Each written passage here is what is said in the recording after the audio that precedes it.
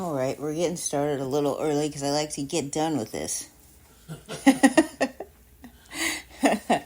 I sound excited, right, Leonard? Mm-hmm. Okay, you know what time it is. It's Saturday Fantasy Baseball, and it is August 10th, 2024.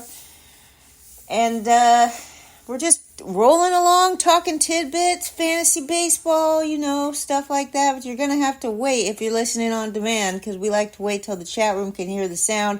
And that's why we just keep refreshing the webpage until the chat room comes live. And you can find us in the live chat room 7 days a week at 9 a.m. Eastern, talking fantasy baseball, talking about everything, football, life, whatever it is. We have a great chat room full of people. The website address is lennymelnickfantasysports.com/live for the live broadcast, okay? So let's just get started whenever we can. As soon as the sound comes through, we're going to get going. I'm going to say hi to everybody coming in, and it's just nice to see everybody, We really appreciate all of our friends that come and join us every day. We wouldn't be able to do this without you, because we certainly could just, if we were going to just talk to ourselves, we'd just be talking to our damn selves all day long, but we like it when we can tell other people what's going on. Sound is good. Holy crap, I'm not signed in. One moment, please. One moment, please, while I sign in with Google. Today will be the Roto Lady. Sometimes I'm Andrea Sox fan, but honestly, I'm not really a Sox fan anymore. That's the truth of the matter. So, let me go ahead and close this out, get to the live chat. And here we are, and I could say hello to everybody. Good morning to Chris and Debbie Gallo, and the grandkids. They're so cute. Turd is here. Unholy Toledo. Great to see my friend Unholy Toledo. There's nobody like you, dude. Chris JP, Danny Fuller, Lenny the Legend. Wait, did I say that? I don't call him the Legend, but I guess I do. So, of course, thank you to Chris JP for keeping us updated on what's going on. Staten Island staves off New Jersey to reach the Little League World Series. We love Staten Island. We definitely love it. The Little League World Series, it's wonderful. So we'll say hi to everybody. But one thing about the Little League World Series is, Lenny and I took a lot of trips up north to upstate New York when Mark was going to college up there. And the home of the Little League World Series is on the way there.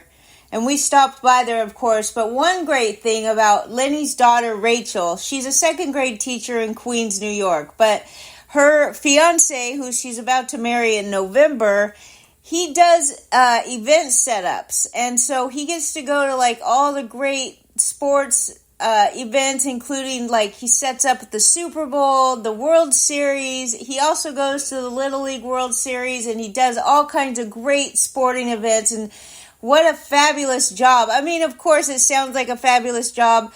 It is a job, so, it's work. But the things that you get to see in that job are just too cool, especially if you're a sports fan. So I have to say, we get a lot of souvenirs and mementos from all of these places, including the Little League World Series, the Super Bowl, the World Series, and all of the above. Good morning to everybody. Big Al on the prowl, Leonard Donaldson, Tommy Johnson is here, Danny and Penny Fuller are here. Danny, I check Lenny's vitals every morning now, too. We have a list. We do all of the stuff, the blood pressure, the pulse, the oxygen level, the blood sugar, everything. So I know what Penny does. I feel like a little nurse when I'm doing it. I got the little thing for your finger. I do the temperature on the forehead. And I just feel like I'm going into my primary doctor and getting all that stuff done, The only thing I don't do is weigh him. Let's take a vote in the chat room. Should we start weighing Lenny every day or what? Or should we just let him live his life in peace? I say the second. Okay, but I still do try to feed him only good food. So no matter how much he eats of it, it's still giving his body nutrients, and he's probably going to be big for the rest of his life, but at least he's healthy, right? Okay, so there you go. Boston Paul's wife makes him do it himself. Well, Diana knows what's going on, and I'm going to give Diana the benefit of the doubt here, okay, Boston Paul, because she seems like a reasonable lady. And for her to put up with you all this time, she must be something special, okay? So how about this? Yes, so Rotorius, yes, we do pay attention to his weight, and we definitely take the measures to keep that in check. In fact, Lenny weighs less now than he has since 2016, but the last time we went to the doctor, which was about 2 weeks ago, no, not 2 weeks ago yet, it was the same day that we found out that his heart rate was only 30. But when we weighed in at the doctor, Lenny had gained 5 pounds, and we couldn't figure out why, but we did get a tongue lashing from the doctor telling us, you got to weigh every day. No, you don't have to weigh every day. You should weigh twice a week. If you weigh every day, you're bound and determined to get disappointed because your body is going to fluctuate a little bit, right? So if you weigh every day and you do really good and you find out you gained a pound, that's bullshit, okay? So regardless, when we went back to the doctor a couple days ago, they said that he had lost another pound. But part of the reason why he probably gained weight is because his heart rate was not going. And, your heart pumping is what, between your heart and your brain, that's really what burns the most calories of the day. And if your heart is only going half the time, then you're bound to not be burning any calories. So we think that probably had something to do with it. But anyway, we're on the road to recovery over here. Lenny's doing great, and we're gonna go see the cardiologist on Monday, and then we're going to check out his wound at the hospital on Tuesday, and then we have a full slate of events going on after that. But we'll keep you updated. Anyway, good morning to everybody. That was an intro. Is it time for a commercial break yet? Go.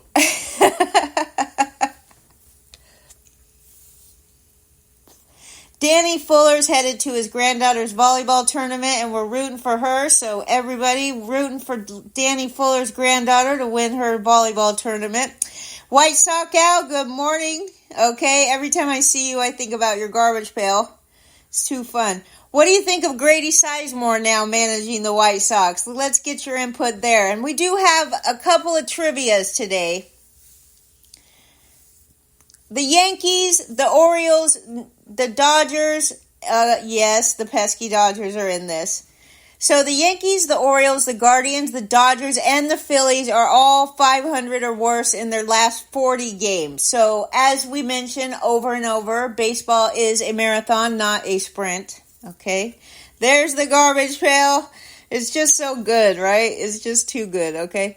Camilo Duvall was optioned to AAA by the Giants, okay? The Giants' decision to send Duvall to the minors comes after he gave up 3 earned runs in 1 inning, and he was charged with his 5th blown save on Thursday. So, he's going to try to attempt to get back on track with the Sacramento after recording a 6.75 ERA and a 1.83 whip through 21 and 1/3 innings since June 2nd. So who's going to get the saves? It looks like Ryan Walker is now the favorite for the Giants to pitch in save situations.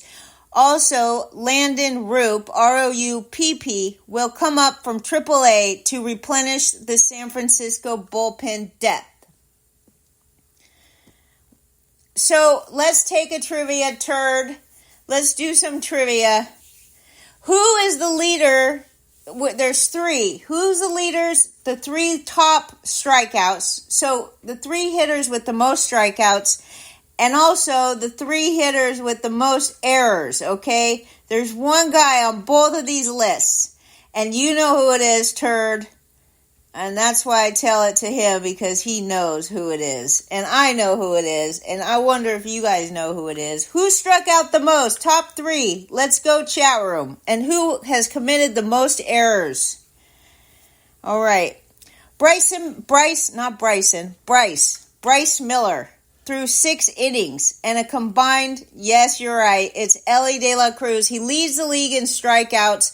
And he comes in second. Oh, well, he's tied for the most errors, and he has the most strikeouts. Struck out 149 times already, and leads the MLB with O'Neal Cruz, 22 errors. Brett Beatty, no. Good guess. No. No. Garcia, no. No. But okay, let's just tell you who the rest. I wasn't really supposed to do this as a trivia, but I thought I would since Turd is here. All right, number 2 for strikeouts is Nolan Gorman, 145 strikeouts. And number 3 is Ezekiel Tovar for the Rockies, 140 strikeouts. Number 2 in errors committed is Gunnar Henderson, 18 errors compared to Ellie De La Cruz and O'Neill Cruz, 22 errors, okay? Now, back to Bryce Miller. Threw 6 innings and combined with 3 relievers on Seattle's 12th shutout of the season. Ryan Bliss hit a 2-run homer for the second home run of his career, and the Mariners beat the Mets 6-0. Seattle's pitching was again terrific, with Miller overpowering the Mets before turning it over to the bullpen. It was a couple of role players at the bottom of the lineup who had the key hits. Batting 8th in the order, Ryan Bliss hit the first pitch he saw from Mets starter Jose Quintana, an estimated 410 feet into the Seattle bullpen for a 2-run homer in the second inning. His only other home run came back on June 7th in Kansas City. Jose Quintana deserved a better fate than this, though. He retired 14 in a row at one point. He allowed 5 runs on 4 hits and 2 walks. He struck out 8 over 6 2/3 innings and took the loss. He was stuck with the loss for the 3rd time in 5 starts. This was the 2nd time in that span that he's given up at least 5 runs, something he's done only 4 times all season. So he's up to a 4.10 ERA, a 1.25 whip, 102 strikeouts, and 46 walks through 125 innings over 23 starts this year.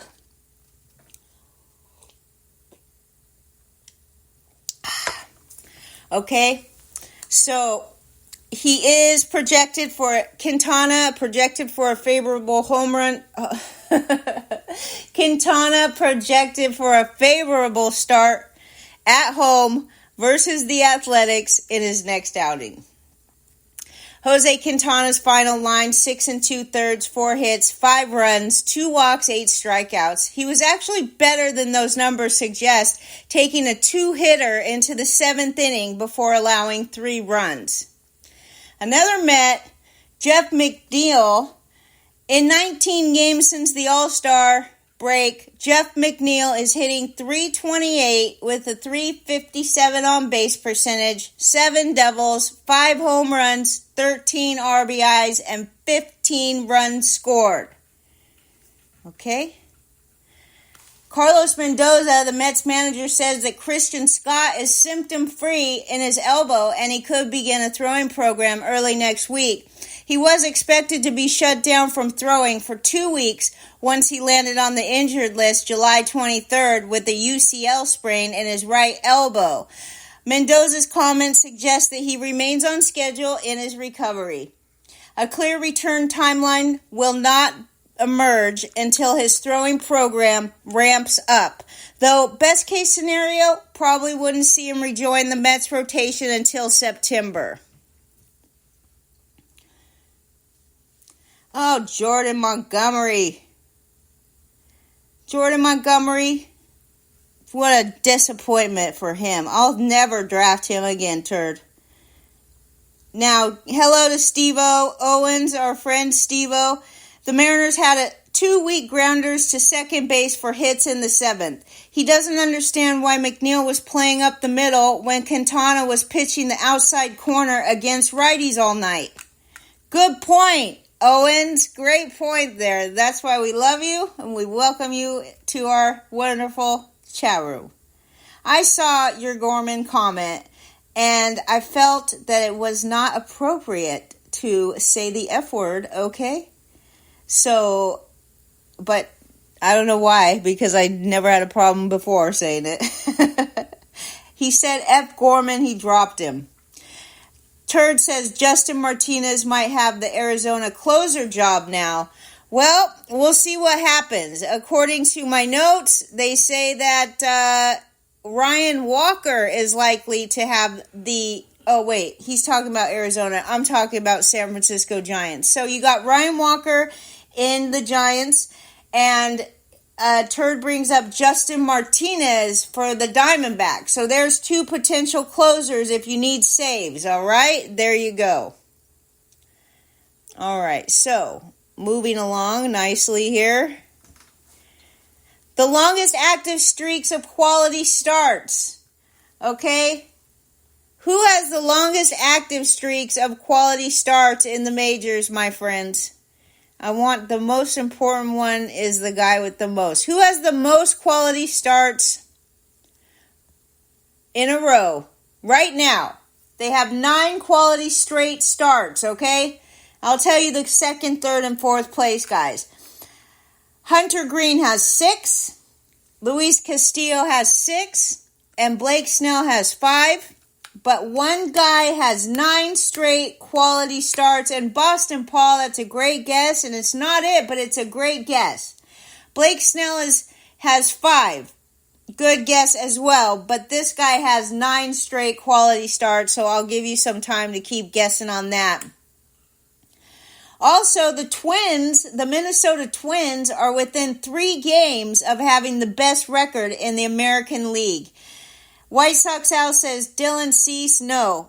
Turd says Scooble, no. I love it. I love all the guesses. Okay, Leonard Donaldson says Framber Valdez, no. Chris Gallo says Flaherty, no. Guess who gets it? Rotorius. Bailey Ober. Yes, sir. Bailey Ober has 9 straight quality starts, and we will take a second to say hello to J.R. Matz and the Motzinger family. Bailey Ober, over his last 9 starts, 61 and a third innings, 1.76 ERA, 72 strikeouts, 13 walks. His changeup generated 11 swing and misses yesterday. I hope you bought low on Bailey Ober, who has now 9 straight quality starts. All right. Very good. Very fun. Okay? Very fun. All right. Now we're going back over to the Mets. Okay? The lineup the last time the Mets won a game in Seattle was in 2017. It started for leadoff Michael Conforto.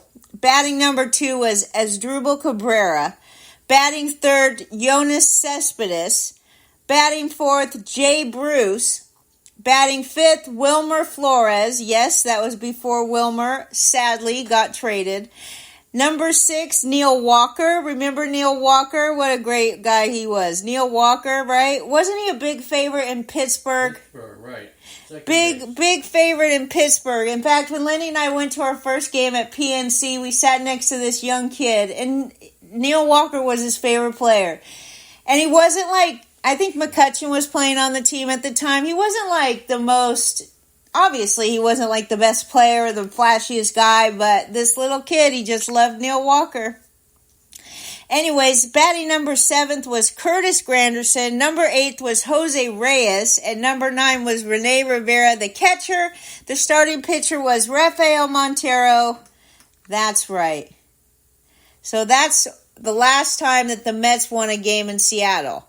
Now, since the All-Star game, the Mets bullpen has a 2.74 ERA, the 3rd best in Major League Baseball during that span. And they've held batters to a 180 opposing batting average as well. Danny, why do you always put the picture of the Mets up there? Why do you even have that picture? You're a pesky Dodger fan. Anyway, the picture is cool. It would be a lovely tattoo. It's very cool colors and stuff. But, all right. Turd says he got the world's greasiest points league streaming win last night with Jameson Taillon. Tommy Johnson, who is our resident Pittsburgh Pirates insider, says that Neil Walker is an all-time favorite. Can't believe he actually got to play for his hometown. Maybe that's why everybody loves him, is because he was born and raised in Pittsburgh, right? Okay. Thank you, Danny. Jackson Merrill has 4... Where's Malpal? Is Malpal here? Check it out, Leonard. No, it's not. How can we talk about Jackson Merrill when Malpal is not here? Wake him up. Somebody wake up Malpal. Anyway, he'll probably come right after I'm done with Jackson Merrill. Jackson Merrill has 4 game-tying or go-ahead home runs in the 9th inning or later this season. It's the most in a season at age 21 or younger since the expansion era in 1961. Padres' Jackson Merrill should win the National League Rookie of the Year. He went 4 for 6 with 2 home runs, 3 total runs, and 3 total RBIs in Wednesday's 9-8 extra inning victory over the Pirates. He put the Padres on the board with a 442-foot solo shot in the 2nd inning. The game went back and forth from there, with the rookie outfielder adding an RBI single in the 5th. But the Pirates did carry a 1-run lead into the top of the 9th inning, and the Pittsburgh closer David Bednar attempted to hold the Padres at bay, but Merrill tied the score with a 1-out solo shot to center field. And then, for good measure, Merrill was also a participant in what turned out to be the game-winning run in the top of the 10th. His flyout to left field resulted in Xander Bogaerts scoring on an error by Pirates catcher Yasmani Grandal.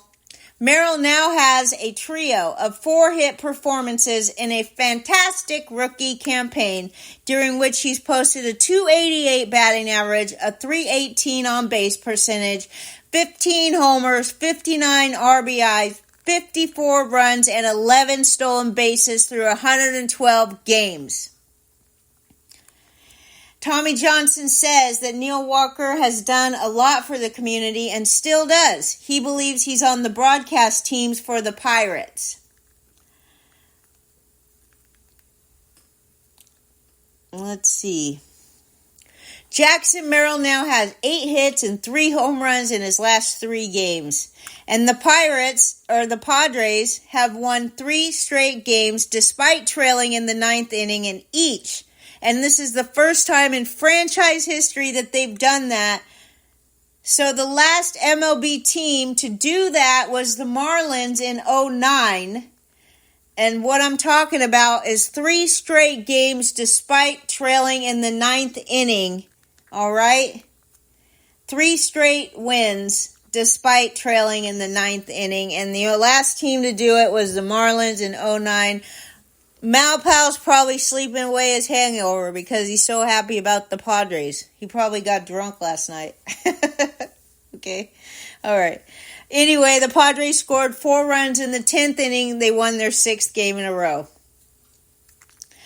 The Blue Jays' Vladimir Guerrero Jr. is batting .514 with a .580 on-base percentage over his last 21 games played. He's 25 years old now. On the season, he's batting .323, 23 homers, 76 RBIs, 69 runs scored, and even stole 2 bases. He's outperforming his ADP, okay? So his ADP preseason was 30th overall. Right now, he's ranked the 11th, number 11 overall, number 10 dynasty. It says, okay, number 11 overall projection for the rest of the season, number 10 dynasty, and number 26 overall rank. So he's outdoing his ADP by 4 points. Player to watch, the 2024 8th overall pick, his name is Christian Moore. He's been tearing up the minors so far. He's only played 7 games, 31 at-bats, a .548 batting average, 6 home runs, 13 RBIs, and 2 walks. He's unreal. He was the 8th overall pick in this year's player draft and has played so far in his first 7 games.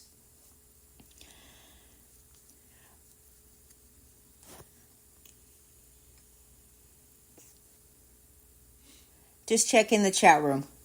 Give me 1 second.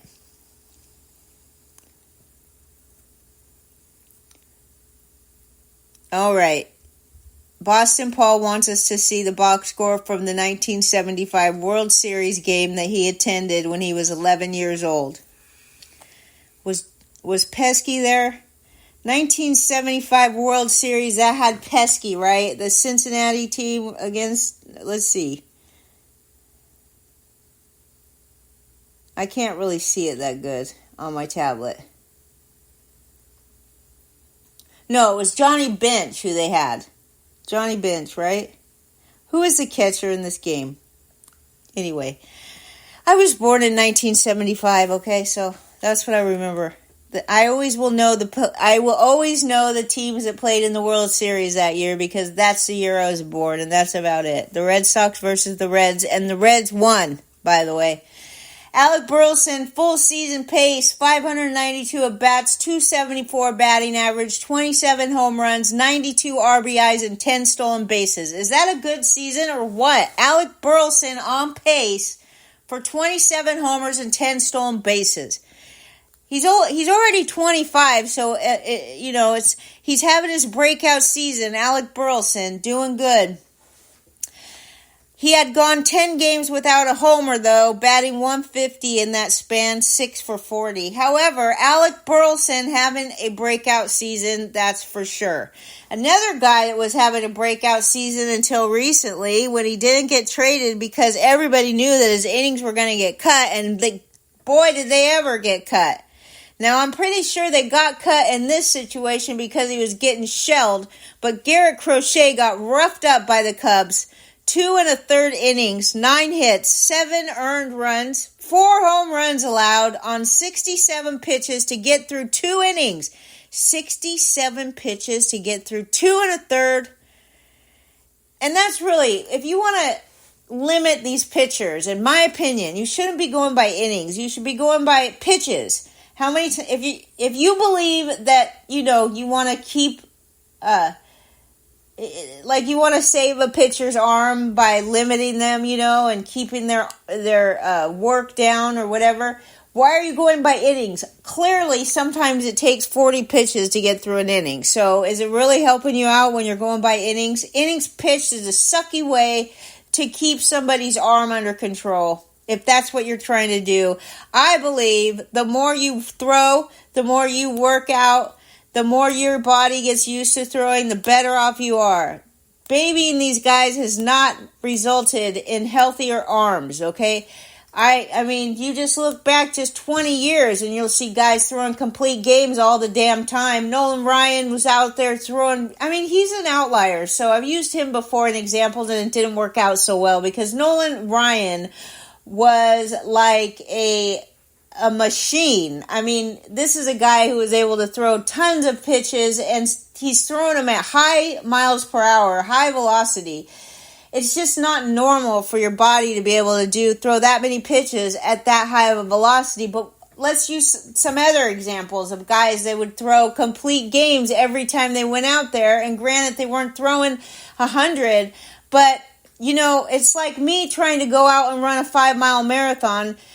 My body, I would not even be able to do it. But if I practiced every day and I went out and ran, if I started out at 1 mile and the next day I went 1.2 miles and I just kept working up, eventually I would be able to run 5 miles.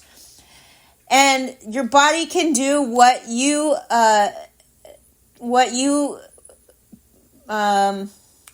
the word?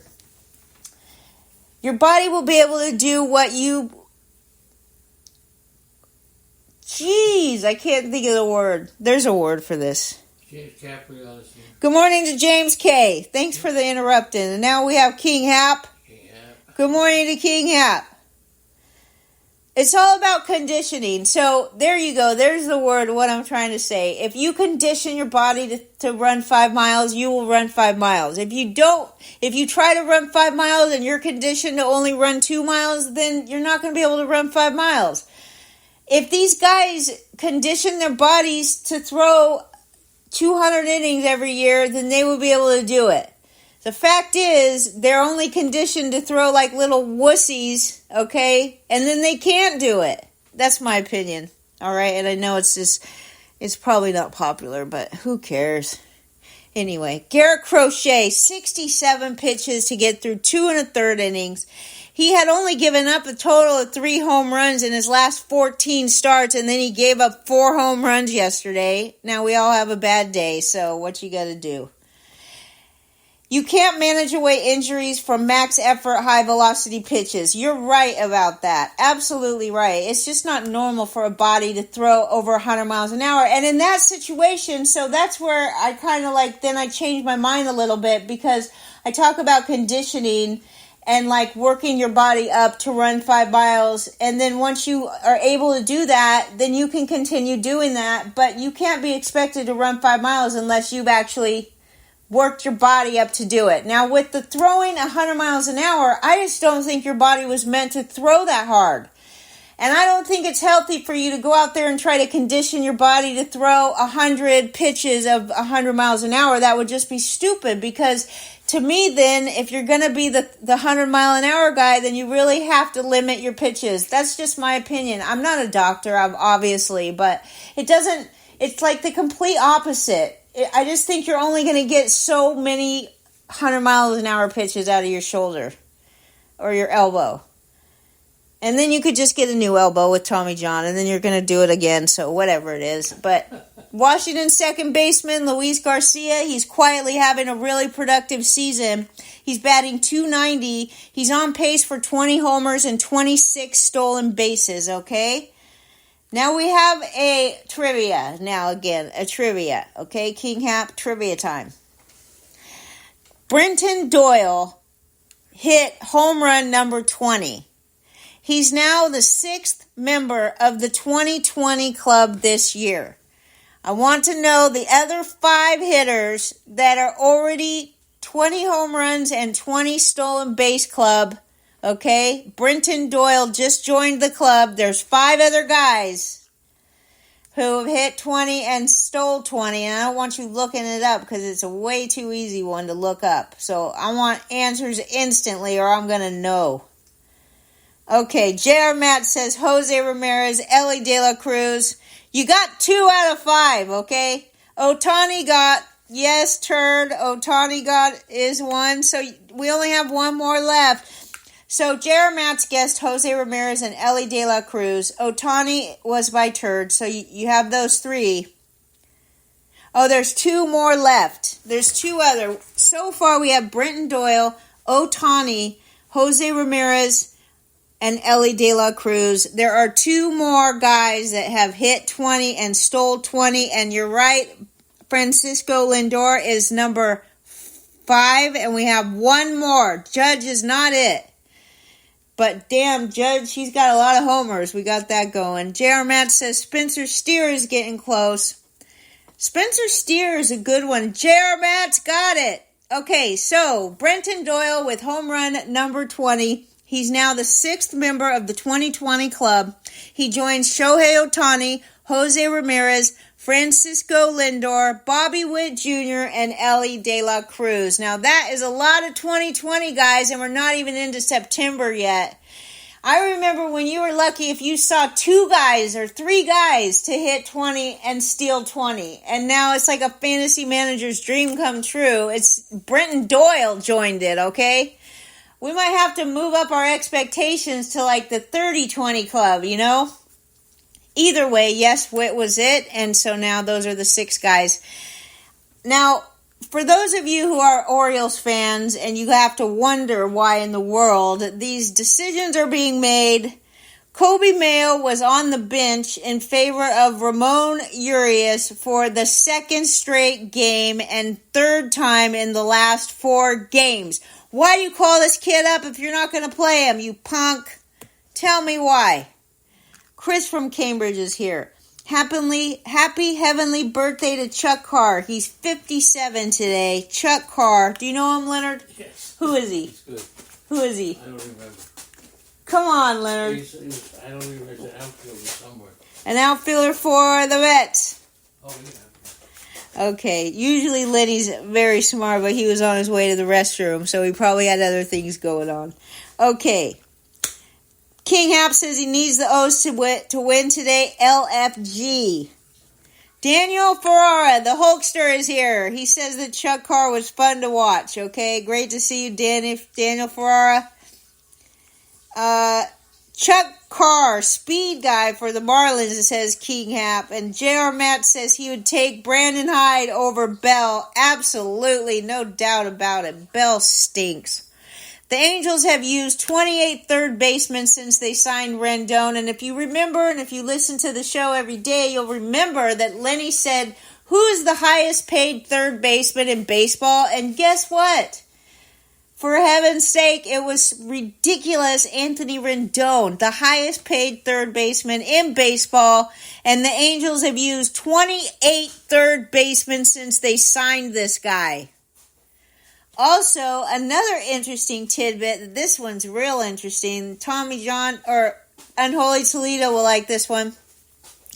In 2023, there were more Tommy John surgeries among professional pitchers than in the entire decade of the 90s. Let that sink in, okay? Since we're talking about wearing down your arm and stuff. What are you eating, Leonard? He's sneaking food. Okay. In 2023, there were more Tommy John surgeries among professional pitchers than in the entire decade of the 90s. Now, maybe that has to do with the fact that we've pretty much perfected this surgery, or that they don't, I don't know. Maybe they're doing it more often, or maybe you don't think they would do it unless they needed it, though, right? I mean, so something's going on, and definitely the velocity has to be in play here, because it's certainly not wear and tear. I mean, unless you're considering velocity wear and tear. But I'm talking about, it's not like they're throwing a lot more innings than they used to, that's for sure. Rendon, yuck.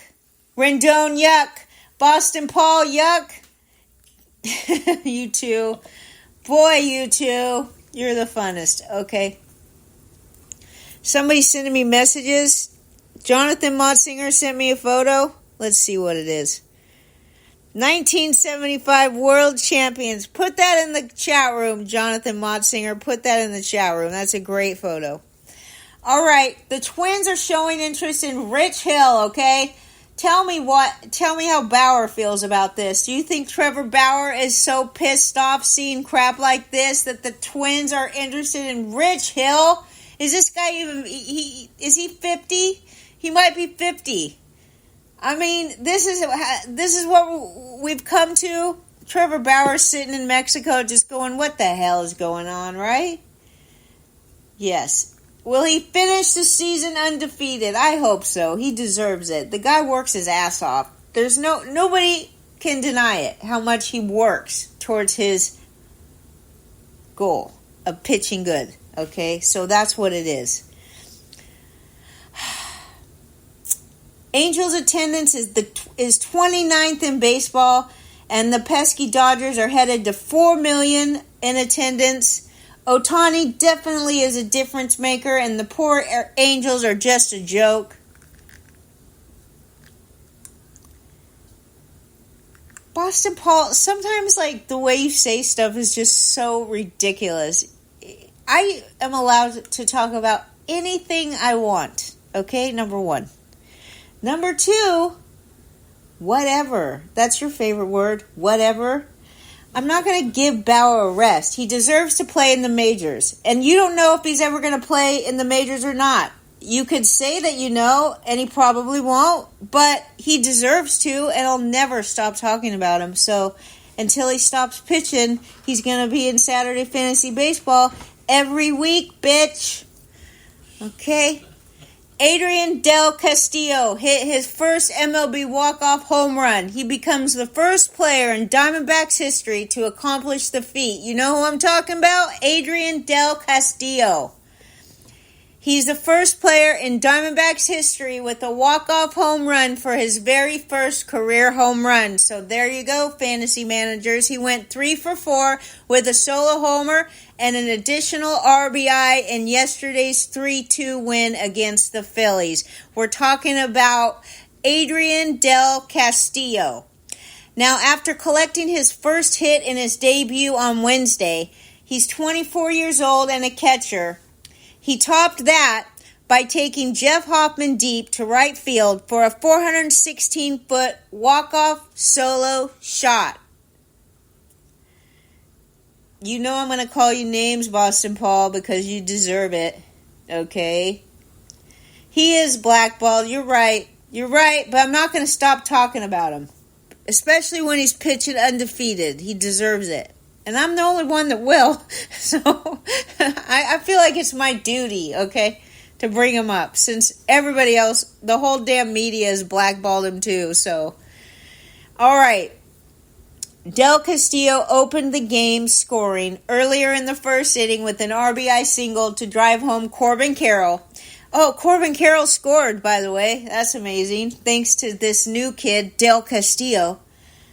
So, Del Castillo posted a .319 batting average across 452 plate appearances at AAA Reno before he got called up, and he could garner more starts at catcher and designated hitter because Gabriel Moreno is out.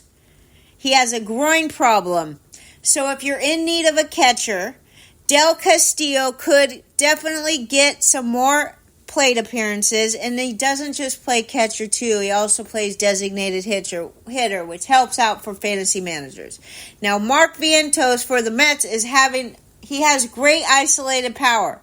Now, he doesn't qualify because he doesn't have enough plate appearances, but if he did qualify, right, for an isolated power, he would be sandwiched in right between Juan Soto in 7th and Gunnar Henderson in 8th because his ISO is 269. Right, Turd? Turd knows. Now, the Mets have a 2.77 ERA in the series win over the Rockies. It's a franchise best for the series at Coors Field. The second best came in 2005 when they had a 2.88 ERA, and the Mets starters then, in that series at Coors Field was Victor Zambrano and Tom Glavine. 20 people in this phone booth. You're right. It's been great. You're right. You've been called worse. Probably by me, Boston Paul, but it's okay. Probably by Diana, too. Luis Arias is batting 370. During his MLB career with runners in scoring position. That's Luis Arias. He's a Padre, by the way. Batting 370 with runners in scoring position, and that is good. You're allowed an opinion. You're absolutely allowed an opinion. You just don't know how to talk to people sometimes, Boston Paul. It's okay. You're definitely allowed an opinion. Everybody's allowed an opinion here. We're all allowed to agree, to disagree, and still be friends after. George Springer hit his 59th leadoff home run of his career, and Ricky Henderson is the only big leaguer in the history to have more leadoff homers than George Springer. Okay? George Springer hit his 59th leadoff home run of his career, and Ricky Henderson is the only big leaguer in history to have more than that. And I'm surprised that Mookie Betts doesn't have more than that, right? I would think that Mookie Betts would be on the list somewhere with the most leadoff home runs. But, well, I guess it's not true. So there you go. Ricky Henderson is the only big leaguer in history to have more leadoff home runs than George Springer, who hit his 59th. Okay? There have been 100 pitches thrown at 104 or more miles per hour this season. Okay? No. Not this season. In the regular season, since Aroldis Chapman made his big league debut. So, Aroldis Chapman makes his big league debut. After that, there have been 100 pitches thrown at 104 or more miles per hour, and Aroldis Chapman has thrown 69 of them. That's right. 69 of the 100, have been thrown by Aroldis Chapman. Good morning to you, Big Al on the prowl. I can't wait to see you again soon. Bobby Witt Jr. has gone from first base to third base on a single 18 times this year, and that's more than any other big leaguer. Nobody's surprised at that, though, right? The Cleveland Guardians have 3 rookie pitchers with 50 or more appearances this year: Hunter Gaddis, Tim Herron, and Cade Smith. The other 29 MLB teams have 3 rookie pitchers combined with 50 or more appearances this year. Yuki Matsui, Eric Miller, and Victor Bodnik. The Guardians don't mess around, okay? Manny Macho Machado is batting .349 with 15 RBI in his last 15 games. Yes, Danny Fuller, you knew I went out looking for some love for Manny Machado. Machado went 1 for 4 with a 2-run homer on Thursday when they beat the Pirates 7-6. And he also gave San Diego an early lead with his 2-run blast to left field in the first inning. He has at least 1 hit in 9 of his past 10 games, and he's batting .381 with a .400 on base percentage, 5 home runs, 11 RBI, 10 runs, and a stolen base in the past 10 games. Okay? That's Manny Macho Machado. The power surge has pushed him to 18 home runs on the season, but he's still on pace to fall short of 30 homers, which is a mark that he's reached each of the previous 2 campaigns. He needs another, he needs another 12 homers to get to 30. Do you think he could do it? I think he could do it. Danny, do you think Machado can hit 12 more homers before the season ends? I have no doubt in my mind he could do it. And the Padres are on such a good streak right now that he really could do it. Okay? I know, and I'm just kidding with you, so don't get your panties in a bunch, Boston Paul. Hey, I got Lenny to laugh on that one, okay? All right, Alex Call is batting .459. He's 17 for 37 with 8 RBIs in 11 games since he was recalled to the majors. Alex Call is not consistent, but he is an outfielder for the Nationals.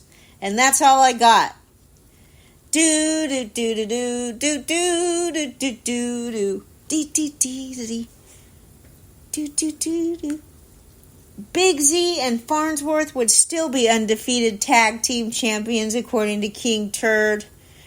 And Unholy says that Carlos Zambrano was also a pretty decent hitter. Who knew that when I read off the 2005 pitchers for the Mets, you guys would have a whole conversation about that, right? Macho, macho man. Do, do, do. Do, do, do. That's it, Leonard. You got anything else? That's it. Great job. Thanks to everybody for joining me today in the chat room. We just love having you. It will be the Lady and the Legend tomorrow, right? And then we're back in action every day of the week, 9 a.m. Boom.